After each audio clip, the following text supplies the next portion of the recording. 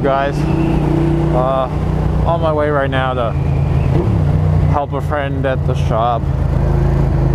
Not really help, just really visit. I'll probably end up helping, which is why I say help. But today I wanted to talk about, as you guys know, I'm back on the bike now. I got the right-of-way lady. I've got everything for the bike. It's running again. Let's see. But I wanted to talk about, initially it went down. That's why I didn't ride it for a while.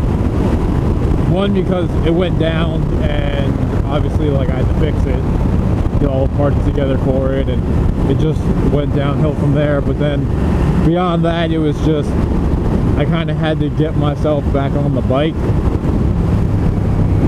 But what happened was I was coming home from work one day on a road just like this highway here, and I was in the far right lane going down a hill. The road's actually right around the corner here on the right, Route 100. I was coming home from work and it was raining, and I was in the slow lane. I was about to take my exit, and it would just so happen to be the same spot on the road where like a lot of traffic normally gets jammed up. So the traffic jams up. All the stupid drivers here, they wait until the last possible second to hit the brakes, even in the rain. And so they did that, and so cars just started stacking up real quick. And obviously cars can, oh my god, I was about to go off on that lady. I hate when people are on their phone. Get off your fucking phone and drive. You don't see me on my phone. But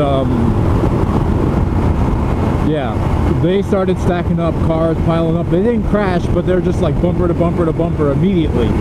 And then the car in front of me just slams on their brakes, and I'm at about like maybe like 3/4 of the distance I am to this car in front of me, which is plenty of space.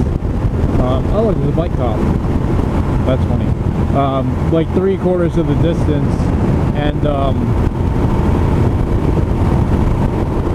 so I had to hit my brakes. Remember, it's raining, it's wet here.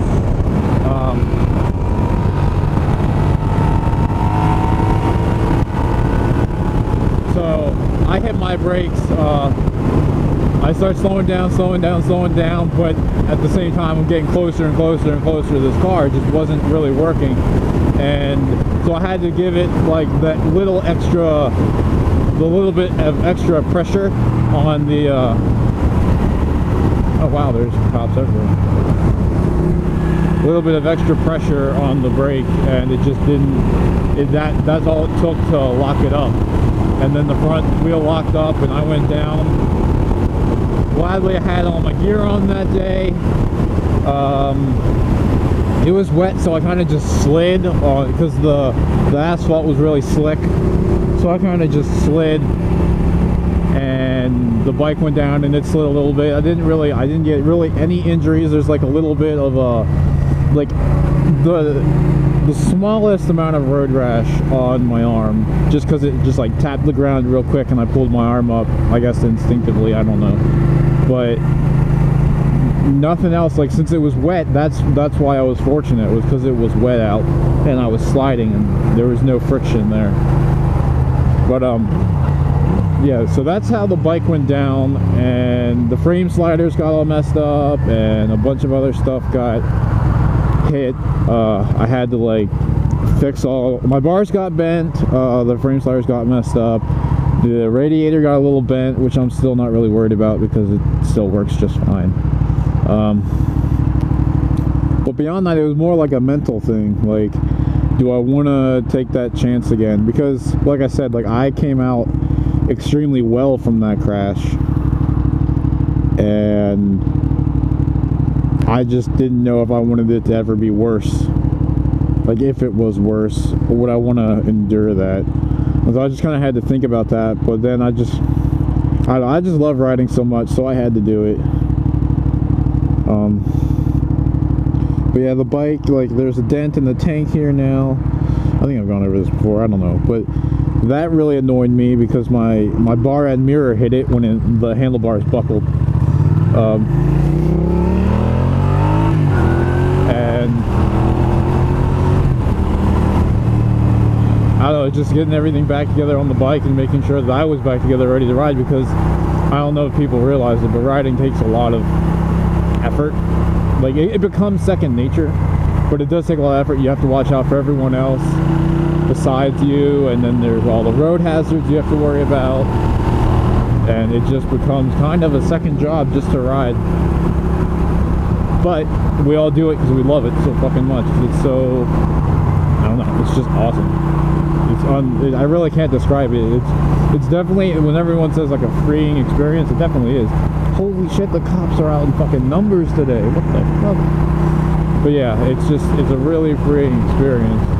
I hope they don't get me for no fucking mirrors. That would be surprising. But yeah, that was me going down. I don't really know what else to say about it. I mean, no one really helped me on the side of the road there. They kind of just like watched me all low side, slide out. I stayed in my lane, thank God. I didn't like go out another lane. I didn't get run over. And the car behind me, thank God, was not on my ass, or that would have sucked too. So I had distance between that car. They were able to come to a stop, which was pretty good, and they just like, I was literally just like sliding on my back like a turtle down the same lane I was riding in. So it really wasn't that bad. It could have been way, way, way, way worse.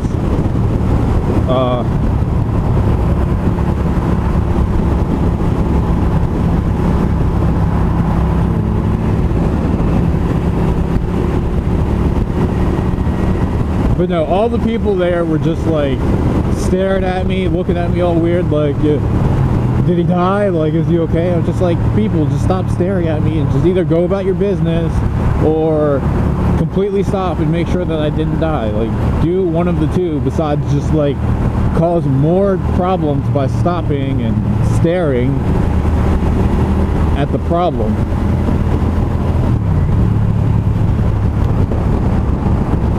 There's Patapsco Valley City Park. We'll probably go down there someday.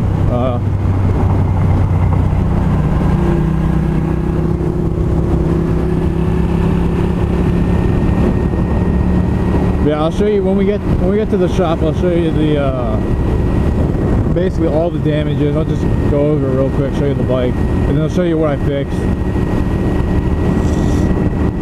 But no, like going down, it's definitely like a mental thing. You just have to get back on the bike, and luckily for me, I'm really not like I said, the crash wasn't that bad.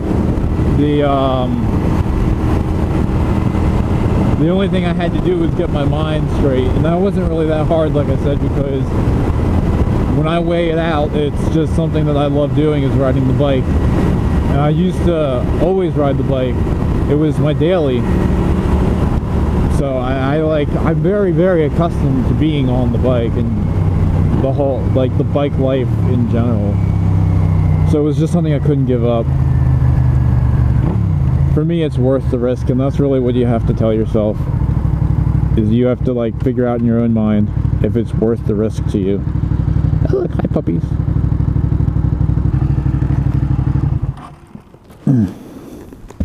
So yeah, damage to the bike.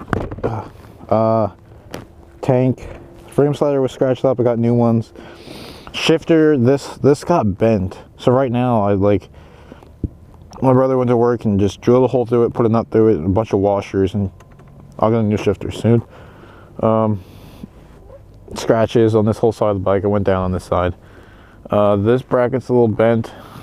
My bars were bent, so I got the clip-ons, and then blinkers were trashed.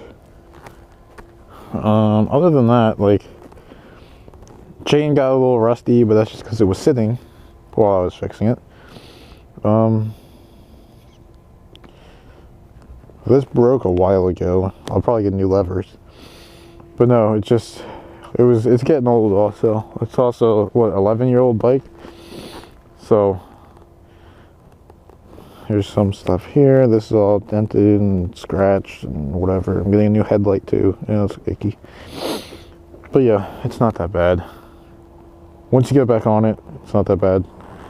Definitely don't take it out of the equation to never get back on the bike, because you might find out that it's just something you can't live without, and that's what happened to me. But yeah, that's me getting back on the bike, fixing the bike.